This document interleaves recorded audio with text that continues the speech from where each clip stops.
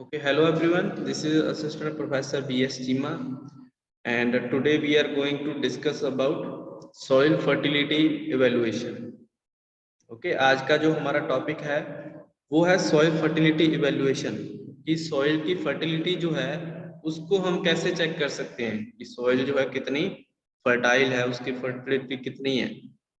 Okay, तो first of all हम देख लेते हैं कि कंटेंट्स में क्या क्या आज हम डिस्कस करने वाले हैं।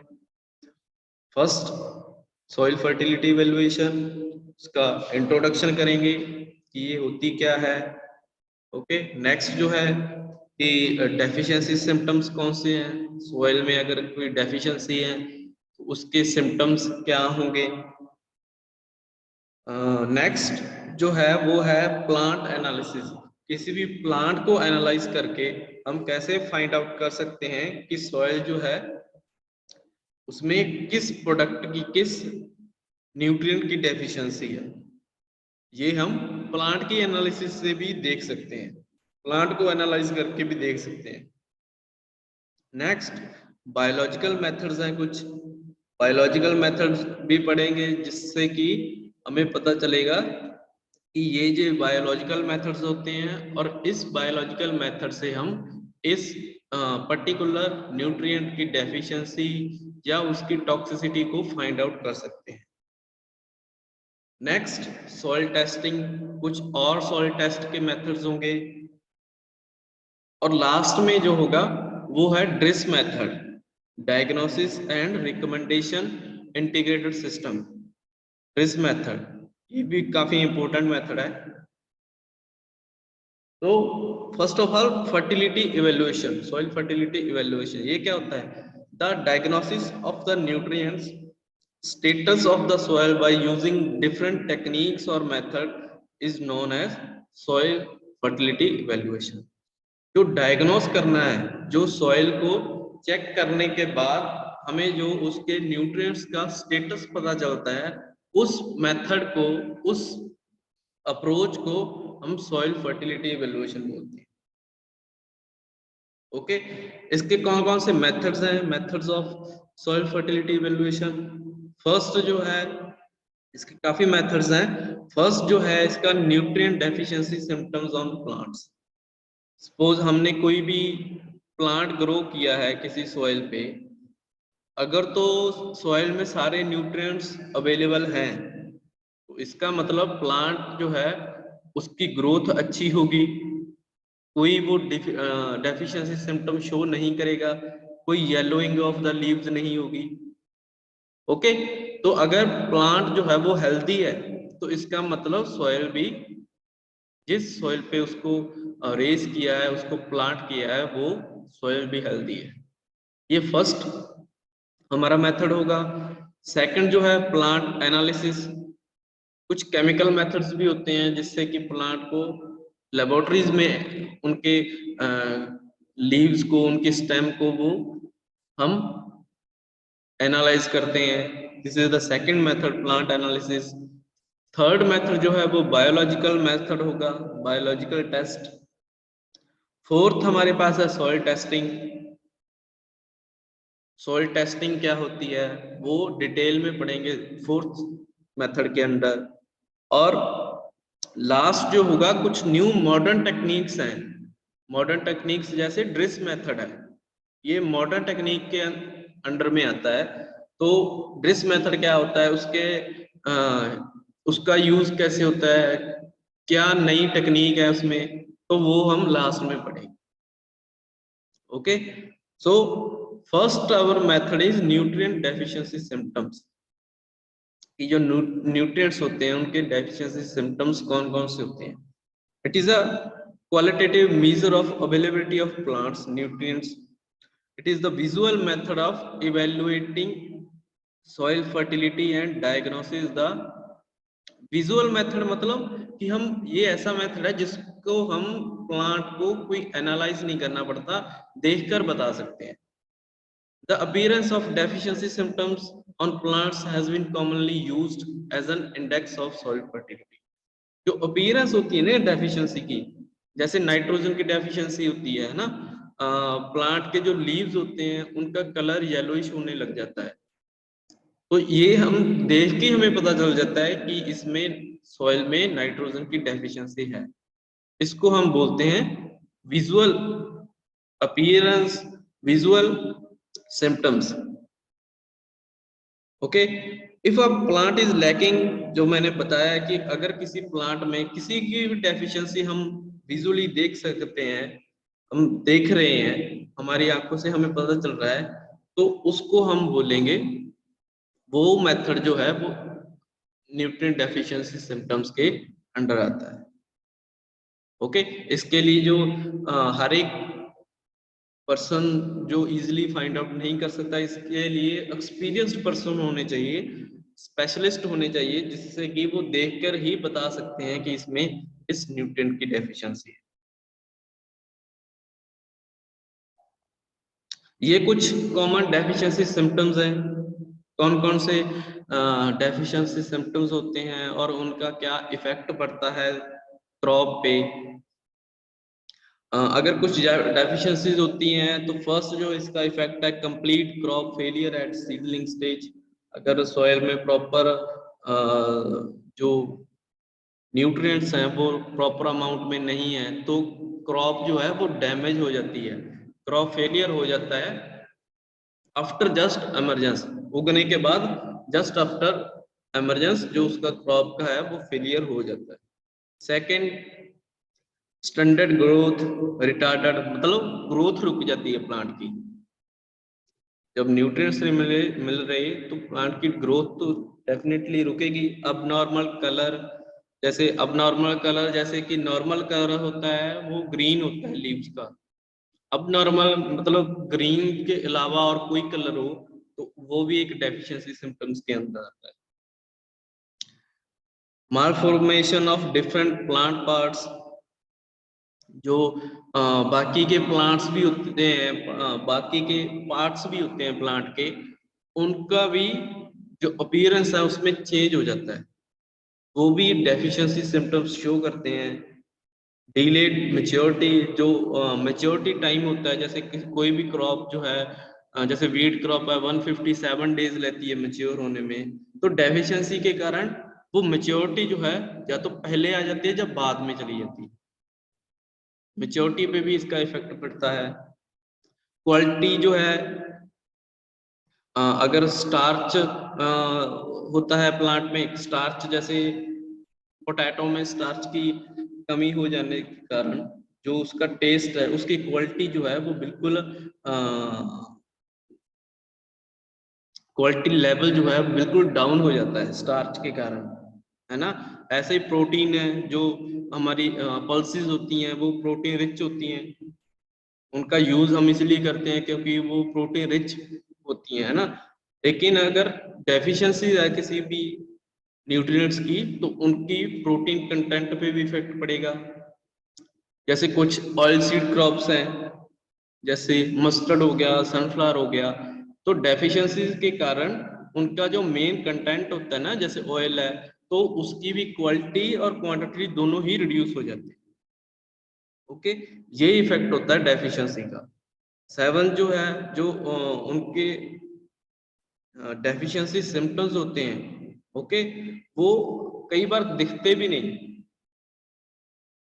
ऐसा नहीं कि डेफिशिएंसी सिम्टम्स हर बार दिखाई देते हैं, कई बार ऐसा भी होता है कि डेफिशिएंसी सिम्टम्स जो है वो नहीं दिखते। इसलिए उसको फाइंड आउट करने के लिए हमें जो है कुछ अलग मेथड्स फाइंड आउट करने पड़ते हैं, कुछ अलग मेथड्स देखने पड़ते हैं।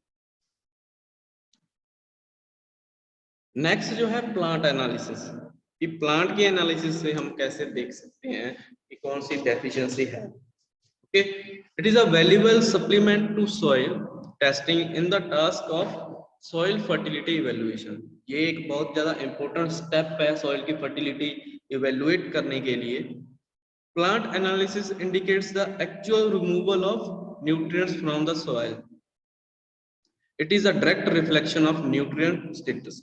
प्लांट क्या करते हैं कि वो रिमूव करते हैं सॉइल से न्यूट्रिएंट्स को, क्योंकि वो ऑब्जॉर्व कर लेते हैं। तो जितना ज्यादा प्लांट रिमूव कर रहा है, जितना ज्यादा कंटेंट जो प्लांट में है, उतना ही ज्यादा कंटेंट जो है सॉइल में भी होगा। अगर प्लांट में कंटेंट नहीं है, प्लांट में कोई न्यूट्रिएंट नहीं है, तो वो सॉइल में भी नहीं होगा। ओके, तो इसके एडवांटेज कौन से होंगे प्लांट एनालिसिस के? फर्स्ट जो है डायग्नोसिंग और confirming the diagnose of visible symptoms. हम विजिबली देख सकते हैं कि हमें कोई लेबोरेटरी की जरूरत नहीं पड़ती। प्लांट एनालिसिस से हम देख सकते हैं, दूर से ही देख सकते हैं कि इसमें ये डेफिशिएंसी है। Next, identifying hidden hunger. जो हिडन हंगर होती है ना, मतलब इसमें प्लांट जो है वो ऐसे जो स्पेशलिस्ट होते हैं वो हिडन हंगर को आइडेंटिफाई कर सकते हैं, लेकिन प्लांट में जो है सीधे इसके इफेक्ट शो नहीं होते हिडन हंगर के। थर्ड जो है locating areas of early stage deficiency. इससे जो है हमें अर्ली स्टेज पे ही डेफिशिएंसी का पता चल जाता है, ताकि प्लांट को नुकसान होने से पहले हम उसकी डेफिशिएंसी को सॉल्व कर सकें, डेफिशिएंसी को दूर कर सकें। कैसे डेफिशिएंसी को दूर कर सकते हैं? हम लोग एक्सटर्नली जो उसको अप्लाई करके एप्लीकेशन देके फर्टिलाइजर्स। फोर्थ जो है indicating whether the applied nutrients have entered the plant. कई बार ऐसा भी होता है कि जो हमने न्यूट्रिएंट्स सप्लाई किए हैं वो प्लांट ने अब्सॉर्ब किए हैं या नहीं किए, ये भी हमें पता चल जाता है plant analysis. And last is indicating interactions और एंटागोनिज्म।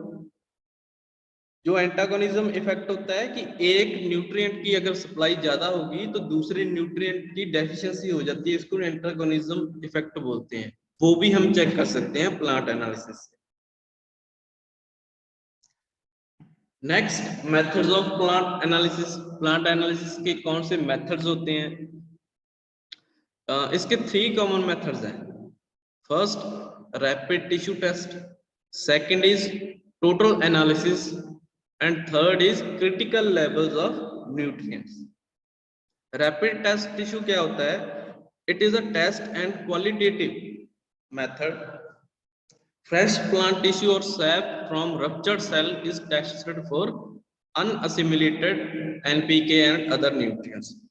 जो फ्रेश टिश्यूज होते हैं ना, ये लेबोरेटरी बेस्ड मेथड होता है, जो प्लांट के टिश्यू से फाइंड आउट करते हैं कि इसमें कितने न्यूट्रिएंट्स हैं, नाइट्रोजन, फास्फोरस और पोटेशियम इसमें कितने परसेंट है। इसको हम बोलते हैं रैपिड टिश्यू टेस्ट। मतलब कि टिश्यूज के, जो प्लांट के अंदर टिश्यूज होते हैं ना, सेल टिश्यूज, आप लोगों ने सुना होगा कि सेल होते हैं, टिश्यूज होते हैं। ओके, सेल के अंदर न्यूक्लियस होता है, न्यूक्लियस के अंदर न्यूक्लियोलस होता है, माइटोकॉन्ड्रिया होता है। ये आप लोगों ने, कईयों ने सुना है, कईयों ने नहीं सुना, लेकिन इसके अंदर सेल के अंदर जो टिश्यूज होते हैं जिसमें कि सारा इंफॉर्मेशन होती है प्लांट की, कि कितना इसमें न्यूट्रिएंट है, कौन सा न्यूट्रिएंट है, कितने परसेंट है। ओके, तो ये सारा चेकआउट करने के लिए ये लेबोरेटरी बेस्ड मेथड होता है rapid test, rapid tissue test, जो कि प्लांट टिश्यूज की हेल्प से पॉसिबल होता है। Next is total analysis. कि टोटल एनालिसिस टेस्ट से हम कैसे फाइंड आउट करेंगे? टोटल एनालिसिस क्या होता है? It is a quantitative method and performed on whole plant और on whole plant parts. Rapid tissue test में हम लोग यूज करते हैं एक प्लांट पार्ट को जिसका कि टिश्यू यूज किया जाता है, लेकिन इसमें सारे प्लांट पार्ट्स यूज किए जाते हैं। इसमें जो है वो सारे प्लांट पार्ट्स यूज किए जाते हैं। सारे प्लांट पार्ट्स मतलब कि उसकी लीव्स भी, उसके स्टेम भी, उसकी रूट्स भी, सारे plant parts. The determination gives both assimilated and unassimilated nutrients such as nitrogen, phosphorus, potassium, calcium, magnesium, sulfur, iron, manganese, copper, molybdenum, zinc, silicon, chlorine, cobalt। ये सारे जो है इसको फाइंड आउट कर सकते हैं कि इसमें कितनी इनकी क्वांटिटी है। तो ये था हमारा सेकंड प्लांट एनालिसिस के under second method total analysis. Third जो है वो है क्रिटिकल लेवल्स ऑफ न्यूट्रिएंट्स, कि न्यूट्रिएंट्स के कितने परसेंट अमाउंट जो होती है प्लांट में होती है। जैसे नाइट्रोजन है, नाइट्रोजन की जनरल जो रेंज होती है प्लांट में वो 2 से 4% होती है, लेकिन अगर 2 से कम हो रही है, 2% से कम है प्लांट में नाइट्रोजन, तो क्या होगा, ये क्रिटिकल लेवल है, मींस डेफिशिएंसी है प्लांट में। ऐसे ही फास्फोरस 0.2 टू 0.5% होती है, अगर 0.1 से कम है तो ये क्रिटिकल स्टेज है प्लांट की। ऐसे पोटेशियम है, कैल्शियम है, मैग्नीशियम है, sulphur, iron, copper, zinc, manganese और बोरॉन, जैसे टेबल में देख सकते हो आप लोग। जैसे कॉपर की है, ये पीपीएम एक दे रखा है, एक तो परसेंटेज है हमारे पास, एक पीपीएम है। पीपीएम को बोलते हैं परसेंटेज पर मोल्स, मींस ये परसेंटेज का भी एक पार्ट होता है। ओके, पीपीएम के बारे में डिटेल में पढ़ने के लिए आप लोग चेकआउट कर सकते हो वेब ब्राउजर्स की हेल्प से, क्योंकि आज हमारे पास इतना टाइम नहीं कि ये सारी टर्म्स को एक साथ डिस्कस कर सके। तो ये टेबल की हेल्प से आप पता कर सकते हो कि जनरल रेंज जो है वो कितनी होती है और क्रिटिकल लेवल इसका कितना होता है। जैसे मैग्नीज है 20 से 500 ppm होती है इसकी रेंज, जनरल रेंज किसी भी प्लांट में, और अगर ये 20 ppm से कम है तो ये क्रिटिकल लेवल है, मतलब ये डेफिशिएंसी है। अगर 20 ppm से कम है मैग्नीज किसी प्लांट में तो वो प्लांट डेफिशिएंसी सिम्टम्स शो करेगा मैग्नीज के। Okay, next biological methods. Biological methods क्या होते हैं? It is conducted for calibrating the crop response to add nutrients। ये न्यूट्रिएंट्स को ऐड करने के लिए यूज किया जाता है कि कौन कौन से न्यूट्रिएंट्स ऐड हुए हैं और क्रॉप का क्या रिस्पांस है। जैसे हमने नाइट्रोजन ऐड किया, पहले नाइट्रोजन की डेफिशिएंसी थी, तो जैसे ही हमने ऐड किया तो क्या नाइट्रोजन की डेफिशिएंसी दूर हुई या नहीं, ये इस मेथड के अंदर हम पता कर सकते हैं। कौन कौन से मेथड्स होते हैं बायोलॉजिकल मेथड के अंदर? फर्स्ट जो है फील्ड टेस्ट, फील्ड टेस्ट से हम पता कर सकते हैं। सेकंड जो है इंडिकेटर प्लांट्स। ओके, जैसे हमने अप्लाई किया नाइट्रोजन, तो कुछ ऐसे प्लांट्स होते हैं जो कि क्विक रिएक्शन देते हैं, क्विक रिएक्ट करते हैं नाइट्रोजन को। इसमें नाइट्रोजन की जैसे अप्लाई किया उनका जो शो है, अपीयरेंस जो है वो सडनली चेंज होने लग जाती है, जिससे कि हमें पता चल जाता है कि नाइट्रोजन प्लांट को मिल रहा है। थर्ड जो है माइक्रो बायोलॉजिकल टेस्ट, माइक्रोबायल्स की हेल्प से हम फाइंड आउट कर सकते हैं। फोर्थ जो है laboratory and green house test, laboratory test भी है इसमें। तो 4 हमारे पास यहाँ पे मेथड्स हैं बायोलॉजिकल मेथड के अंदर। एक एक करके हम डिस्कस करेंगे कि फील्ड टेस्ट हम कैसे परफॉर्म कर सकते हैं। What is field test? Field test are conducted on different fertilizers and crops with treatments. Field test conduct करने के लिए रिसर्च ट्रायल्स लगते हैं। रिसर्च ट्रायल में जो पैरेलल प्लॉट होते हैं छोटे छोटे, हर एक प्लॉट में डिफरेंट डोज अप्लाई करते हैं। जैसे नाइट्रोजन की है तो हर एक प्लॉट में डिफरेंट डोज अप्लाई करेंगे, और जिस प्लॉट में ज्यादा यील्ड आएगी, इसका मतलब वो प्लॉट जो है इसमें हमने क्रॉप ग्रो की है वो बेस्ट है। Okay, the treatment which gives highest yield will be selected. जो ज्यादा यील्ड प्रोवाइड करता है ट्रीटमेंट, मतलब जो प्लॉट, जैसे हमने 20 प्लॉट्स चूज किए, 20 प्लॉट्स में हमने व्हीट ग्रो कर दी, ओके, गेहूं को, तो एक प्लॉट में हमने 10% नाइट्रोजन डाली, दूसरे में 20 डाल दी, तीसरे में 30 डाल दी, ऐसे ऐसे करके हमने डोज जो है नाइट्रोजन की चेंज कर दी। तो लास्ट में देखेंगे जिस प्लॉट से ज्यादा अमाउंट में यील्ड मिल रही है, क्वालिटी जिसकी ज्यादा है, तो वो प्लॉट को सिलेक्ट कर लिया जाता है और देखा जाता है कि इसमें नाइट्रोजन कितनी थी। सपोज करो हमने 100% नाइट्रोजन उसमें डाली थी, तो वो जो 100% नाइट्रोजन है उसको as RDF recommended dose of fertilizer बोला जाता है। It is laborious, time consuming, expensive but most reliable. ये इसमें लेबर की ज्यादा रिक्वायरमेंट होती है, एक्सपेंसिव होता है, कॉस्ट इसकी ज्यादा होती है, लेकिन ये एक डेफिनेट मोस्ट रिलायबल, मतलब कि ये ज्यादा भरोसेमंद जो मेथड होता है। They are used in conjunction with laboratory and greenhouse studies as final providing। ये इसको ऐड किया जाता है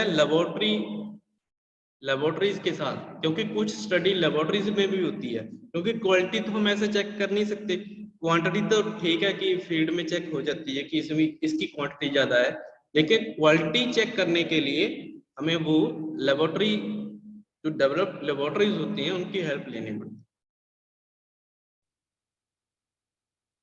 नेक्स्ट, इंडिकेटर प्लांट्स, कि कौन कौन से प्लांट्स की हेल्प से हम फाइंड आउट कर सकते हैं कि कौन सा न्यूट्रिएंट इसमें ज्यादा है या कम है।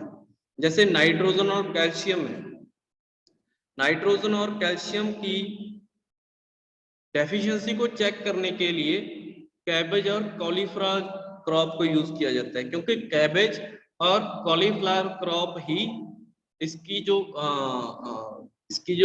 रिएक्शन है, उनके जो रिस्पांस है इन दोनों क्रॉप के नाइट्रोजन और कैल्शियम को लेकर, वो जल्दी आते हैं।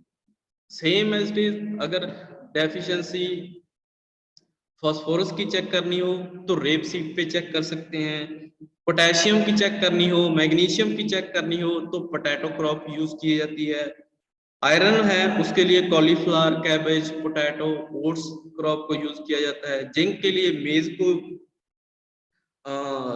यूज किया जाता है, सोडियम है और बोरॉन है, इन दोनों क्रॉप्स के लिए शुगर बीट जो होती है उस क्रॉप को यूज किया जाता है, मैग्नीज के लिए शुगर बीट को यूज कर सकते हैं, ओट्स को यूज कर सकते हैं और पोटैटो क्रॉप को यूज कर सकते हैं।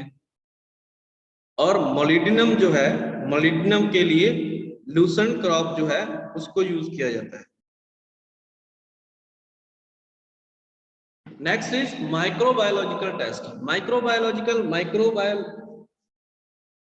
क्या होता है कि जो by using various cultures of micro organisms की हेल्प से जो टेस्ट कंडक्ट किया जाता है उसको माइक्रोबायोलॉजिकल टेस्ट बोला जाता है। These methods are simple, rapid and need little space। ये सिंपल होते हैं, इनके रिजल्ट जो हैं वो भी जल्दी आते हैं। ओके, इसमें क्या होता है कि सॉइल को ट्रीट किया जाता है किसी माइक्रोबियल कल्चर के साथ और उसको कुछ समय के लिए इंक्यूबेशन में रख दिया जाता है, इंक्यूबेटर्स में उनको रख दिया जाता है, और बाद में जो ऑब्जर्व किया जाता है उनकी ग्रोथ और डेवलपमेंट के बिहाफ पे कि इसमें जो है कितने परसेंट वो मीडियम जो है वो ग्रो किया है, मींस कितने परसेंट इनमें न्यूट्रिएंट्स है। सो माइक्रो ऑर्गेनिज्म की हेल्प से जब न्यूट्रिएंट्स के स्टेटस को फाइंड आउट किया जाता है सॉइल में, उसको माइक्रोबायोलॉजिकल टेस्ट बोलते हैं। एग्जांपल के लिए अजोटोबैक्टर मेथड जो है, अजोटोबैक्टर एक माइक्रो ऑर्गेनिज्म है, उसको चेक किया जाता है कैल्शियम, फास्फोरस और पोटेशियम फाइंड आउट करने के लिए। जो एस्परजिलस है उसको टेस्ट किया जाता है पोटेशियम और फास्फोरस पे। ऐसे ही फंगस है, अजोटोबैक्टर कल्चर है, तो उसके लिए डिफरेंट जो फास्फोरस और पोटेशियम है उनके स्टेटस को फाइंड आउट करने के लिए इनका यूज किया जाता है। ओके, तो ये है हमारा माइक्रोबायोलॉजिकल टेस्ट जिसमें हम माइक्रो ऑर्गेनिजम्स को यूज करते हैं। Next is laboratory and green house test. Laboratory test क्या होता है? जो टेस्ट हमें लैब्स में करने पड़ते हैं उनको लेबोरेटरी टेस्ट होते हैं। These are simple and more rapid biological techniques for soil fertility evaluation. Here, higher plants and small nutrients of soils are used for testing.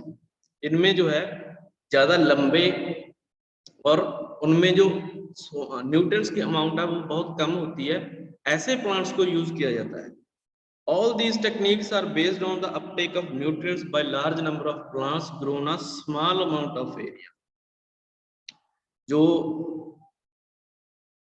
Large जिनका प्लांट्स जो होते हैं वो काफी मात्रा में होते हैं, plants large number of plants होते हैं किसी स्मॉल साइट पे, किसी स्मॉल सॉइल पे, तो उसमें इसको टेस्ट किया जाता है। It is used to assess availability of several nutrients and they are quantitatively determined by chemical analysis. तो chemical analysis जैसे आपको पता ही है कि लैब्स में chemical analysis की हेल्प से, चाहे वो मेडिकल लैब्स हैं चाहे एग्रीकल्चर लैब्स हैं, तो केमिकल रिएक्शंस की हेल्प से ये फाइंड आउट किया जाता है। For example Mitscherlich pot culture for testing NPK, Janice pot culture for testing lettuce crop with NPK nutrients, Newburgh seedling method for NPK, sunflower pot culture technique for boron। तो ये सारे method जो हैं वो use किए जाते हैं अलग अलग, ज्यादातर NPK को फाइंड आउट करने के लिए ये यूज किया जाता है। Next is soil testing. A soil test is a chemical method for estimating the nutrient supplying power of a soil. It is much more rapid and has the added advantage over other methods of soil fertility evaluation. Soil test क्या होता है? ये chemical method होता है nutrients की supply को checkout करने के लिए। ये एक रैपिड टेस्ट है। रैपिड टेस्ट मतलब कि जिसमें जो है टेस्ट, इसके रिजल्ट्स जो हैं वो जल्दी आ जाते हैं, ऑन द स्पॉट इसके रिजल्ट आते हैं। Okay, you can determine the needs of soil before the crop plant. तो रैपिड टेस्ट की हेल्प से हम, जैसे हमने सोइंग करनी है तो हमें क्योंकि हम बहुत पहले के सॉइल सैंपल्स नहीं प्रोवाइड कर सकते उनको, क्योंकि ये जो न्यूट्रिएंट स्टेटस है वो सॉइल में चेंज होते रहते हैं, तो इसको कुछ टाइम पहले ही हमने सैंपल लेने हैं, वो सॉइल में भेजने हैं चेक करने के लिए, ताकि जो, इसलिए उसका जो रिजल्ट है वो जल्दी आना चाहिए। जल्दी रिजल्ट इसलिए आते हैं क्योंकि हम जैसे हमने चेक किया वैसे हमने रिजल्ट हमें मिल गए, और जो डेफिशिएंसी है वो सोइंग से पहले ही उस फर्टिलाइजर को अप्लाई कर दिया, ताकि जो क्रॉप को कोई भी ग्रोथ के साथ कॉम्प्रोमाइज ना करना पड़े। Soil testing plays a key role in today's modern and intensive agriculture production. Soil testing जो हमने वेरी फर्स्ट लेक्चर से हम पढ़ते आ रहे हैं कि soil testing बहुत ज्यादा important है। Soil analysis is helpful for better understanding of the soil to increase the crop production and obtaining sustainable yield. Crop production को increase करने के लिए इसका यूज किया जाता है। Soil testing is indispensable tool in fertility management for sustained soil productivity।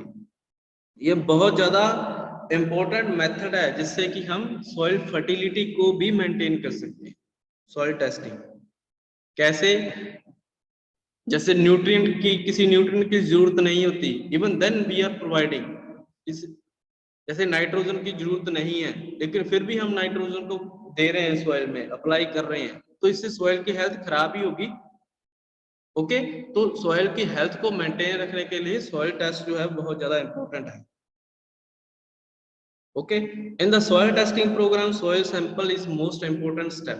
जो first step होता है सॉइल सैंपल लेने का, ये बहुत ज्यादा इंपॉर्टेंट है, यही मेन मेथड है, क्योंकि सैंपल जो है, अगर सैंपल ही गलत चला गया या अच्छे से कलेक्ट नहीं किया सैंपल को, तो सारी जो रिपोर्ट पे इफेक्ट पड़ेगा, रिपोर्ट आपकी जो सॉइल की है वो करेक्ट नहीं आएगी। ओके, तो सॉइल टेस्ट, सॉइल सैंपलिंग जो है, soil sampling is a process by which a true representative sample of an area or orchard can be obtained.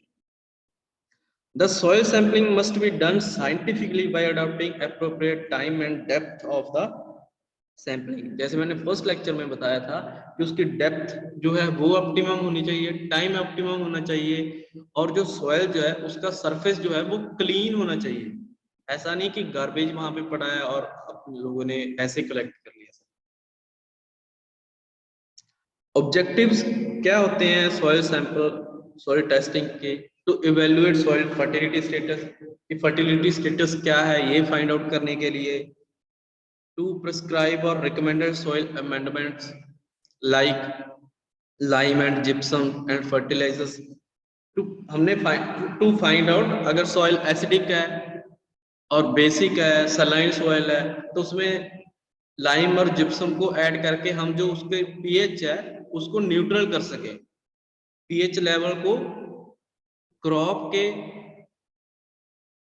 Consider हम लोग उसको ला सकें उस पीएच पे, ताकि सारी क्रॉप जो है अवेलेबिलिटी होने के बावजूद भी जो न्यूट्रिएंट्स है उनको ऑब्जॉर्व नहीं कर सकती। क्यों? क्योंकि उसमें जो पीएच है ना वो उनके फेवरेबल नहीं होता। तो पीएच को फेवरेबल कंडीशन में लाना, सॉइल का पीएच करेक्ट करना, न्यूट्रल करना उसको, ये भी फाइंड आउट कर सकते हैं। ये भी एक ऑब्जेक्टिव है सॉइल टेस्टिंग का। To assess nutrient deficiencies, nutrients की डेफिशिएंसी को असेस करने के लिए। टू इम्बैलेंस और टॉक्सिसिटी इन, जो इम्बैलेंस हो जाता है सॉइल में, टॉक्सिसिटीज हो जाती है सॉइल में, उसको फाइंड आउट करने के लिए। और करेक्ट करना तो बाद की बात है, लेकिन ऑब्जेक्टिव जो है उसको कि फाइंड आउट कैसे करें। ओके, सॉइल टेस्ट से हम फाइंड आउट कर सकते हैं।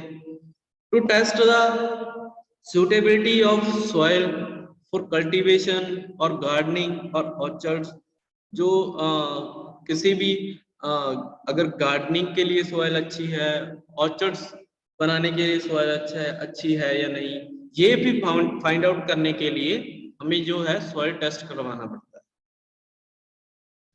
फिफ्थ जो है टू नो एसिडिटी, अल्कलिनिटी और सैलिनिटी प्रॉब्लम्स। जैसे सेकंड पॉइंट में मैंने बताया कि अगर सॉइल एसिडिक है तब भी जो है क्रॉप चाहे उसमें न्यूट्रिएंट्स अवेलेबल हो भी, वो उनको अब्सॉर्ब नहीं कर सकती क्रॉप जो है। ओके, तो क्या करना पड़ेगा?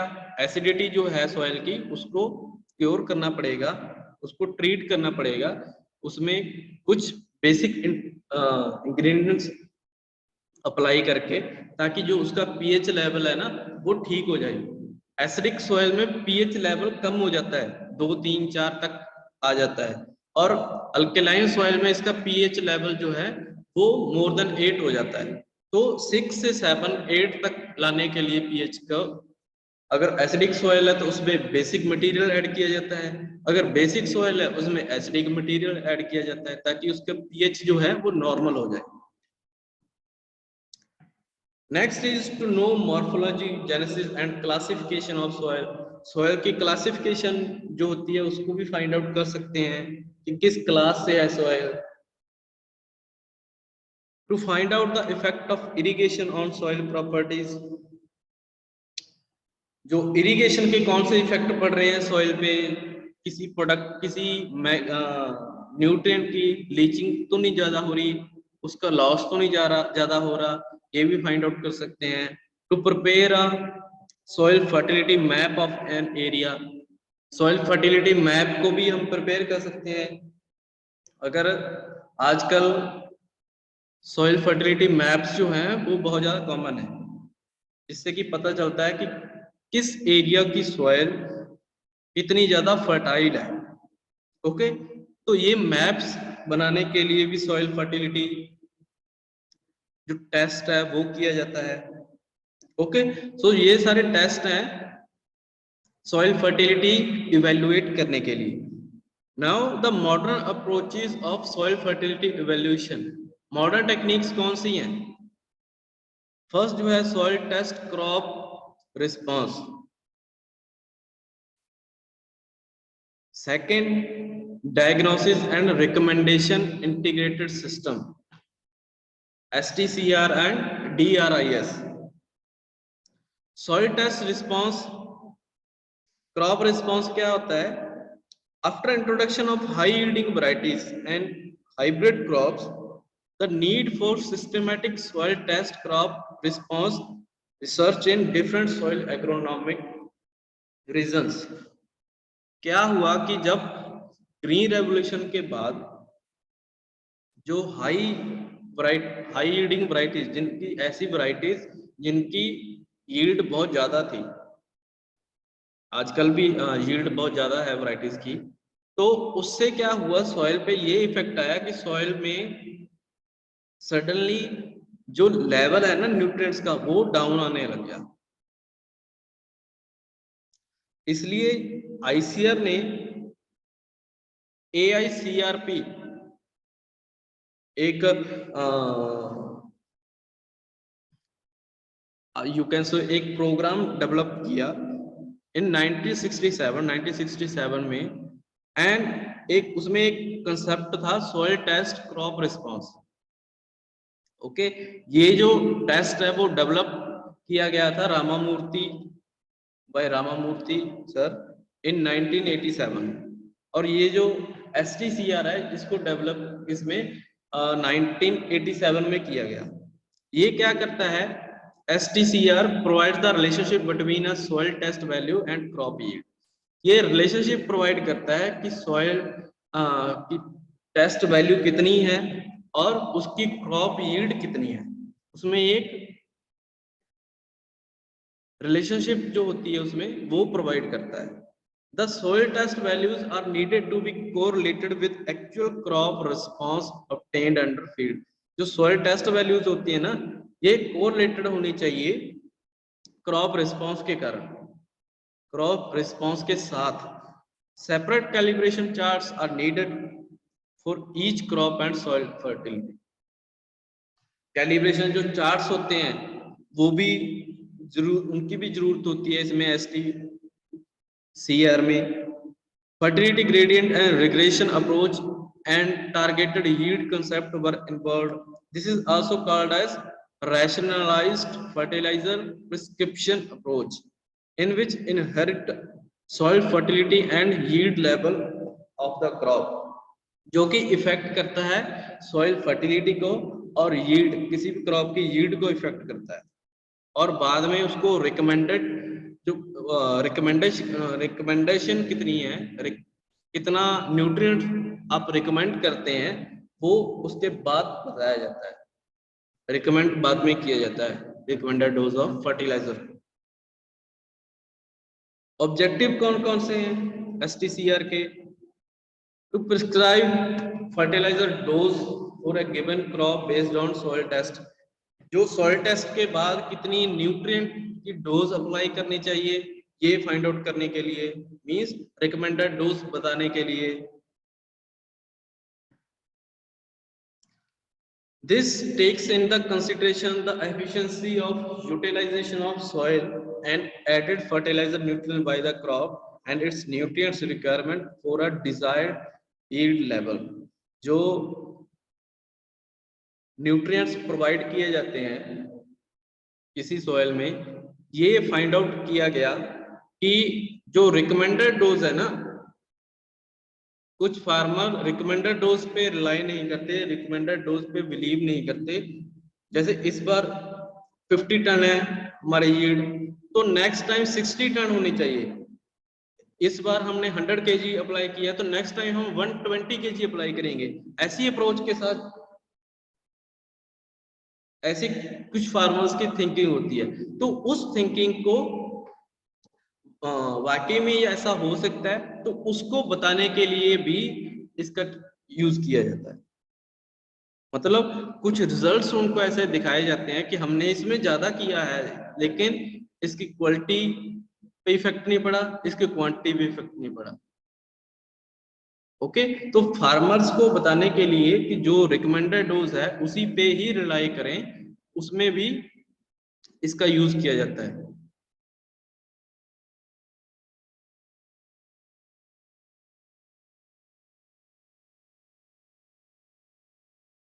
Next is concept of STPCR. STCR concept क्या होता है? ये एक अप्रोच है which is aiming at obtaining a basic for precise quantitative adjustment. ये एक अप्रोच होती है जिसमें कि हम सॉइल का, वेरियस सॉइल्स का टेस्ट किया जाता है और बाद में उनकी वैल्यूज फाइंड आउट किए जाती हैं। ये जो टेस्ट होते हैं ये वेरीफाई करते हैं फील्ड ट्रायल्स के बाद। बहुत सारे ट्रायल्स होते हैं साइंटिफिक लेवल पे, उसके बाद ये जो टेस्ट होते हैं, उसके बाद जो रिकमेंडेड डोज ऑफ फर्टिलाइजर है उसको फाइंड आउट किया जाता है। लेबोरेटरीज के बाद, ट्रायल्स के बाद लेबोरेटरीज में चेक किया जाता है कि क्वांटिटी और क्वालिटी पे कोई इफेक्ट पड़ा है या नहीं पड़ा। उसके बाद ये रिकमेंडेड किया जाता है। रिकमेंडेड करने के लिए कौन कौन सा क्राइटेरिया होता है? Fertilizer recommendation based on regression analysis approach. जो क्वालिटी और क्वांटिटी चेकिंग के बाद, लेबोरेटरी लैब्स की स्टडी के बाद ये रिकमेंडेशन दी जाती है। Recommendation for certain percentage of maximum yield, कि कितनी ज्यादा मैक्सिमम यील्ड हो सकती है, ये भी फाइंड आउट किया जाता है। ओके, तो कौन कौन से 3 फैक्टर्स होते हैं जो इसमें यूज किए जाते हैं? Nutrient requirement in KG quintal to produce, कितना न्यूट्रिएंट जो है यूज किया जाता है किसी स्पेसिफिक प्रोडक्शन के लिए। ये फर्स्ट है, first factor. Second factor, percentage contribution from soil available nutrient, कि उसमें कितने ज्यादा परसेंटेज कंट्रीब्यूट किया है सॉइल में, सॉइल ने। सॉइल में भी कुछ न्यूट्रिएंट्स होते हैं, कुछ हम एक्सटर्नली अप्लाई करते हैं, तो सॉइल के न्यूट्रिएंट्स कितने ऐड हुए हैं उसमें। थर्ड जो है, percentage contribution from added fertilisers toward making effective fertilisers, कि कितना ज्यादा कंट्रीब्यूशन हुआ है एक्सटर्नली जो हमने फर्टिलाइजर अप्लाई किए हैं। तो ये 3 फैक्टर्स हैं जिनके बिहाफ पे ये एसटीसीआर परफॉर्म किया जाता है। एडवांटेज क्या है इसके? Efficient and profitable site specific fertiliser recommendation for increased crop production. जो एफिशिएंट रिकमेंडेशन दी जाती है ताकि सॉइल के फर्टिलिटी को भी मेंटेन किया जा सके और ज्यादा से ज्यादा प्रोडक्शन भी ले सकते हैं। ये इसका फर्स्ट एडवांटेज है। aims to provide balanced, efficient and profitable nutrient application rates for preset yield targets giving due consideration to। इसका जो मेन एम होता है कि एप्रोप्रिएट मींस डेफिनेट रिकमेंडेशन दे किसी भी फर्टिलाइजर की, ताकि उससे जो है क्रॉप का प्रोडक्शन भी ज्यादा हो, क्रॉप की क्वालिटी भी अच्छी हो, और उसके जो बैड इफेक्ट होते हैं ना, रेजिडुअल इफेक्ट है क्रॉप पे और सॉइल पे, वो कम से कम हो। इसलिए हमें कम से कम डोज अप्लाई करनी चाहिए न्यूट्रिएंट्स की, जितनी की रिक्वायरमेंट है। उससे अगर ज्यादा प्रोवाइड कर रहे हैं तो उसके टॉक्सिक इफेक्ट पड़ते हैं सॉइल में। टारगेटेड यील्ड कंसेप्ट, ये क्या होता है? Targeted yield concept, these are soil test based recommendations but given for different yield goals and not for a single optimum yield। ये सॉइल टेस्ट के बेस पे रिकमेंडेशन होती है जो डिफरेंट एरिया के लिए दी जाती है, डिफरेंट प्रोडक्शन के लिए। A large variety of fertilizer prescription have been made available by putting soil test values।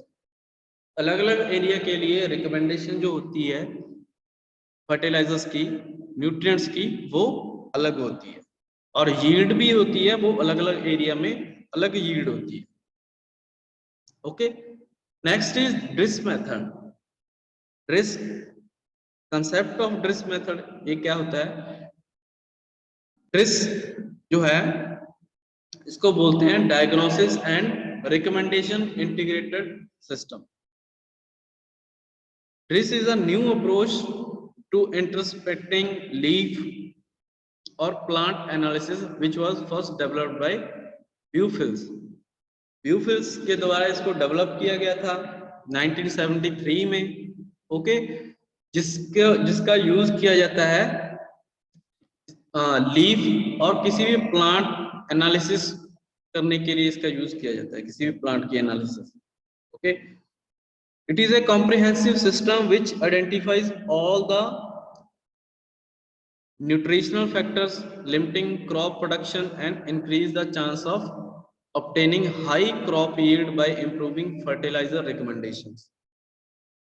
इसका जो मेन एम है वो न्यूट्रिएंट्स कितने हैं इसमें वो फाइंड आउट करने के लिए, आइडेंटिफाई करने के लिए कि न्यूट्रिशनल फैक्टर कौन कौन से हैं, और बाद में रिकमेंडेशन के लिए भी इसका यूज किया जाता है। DRIS method uses nutrient ratio, nutrients का रेशियो फाइंड आउट किया जाता है इसके थ्रू।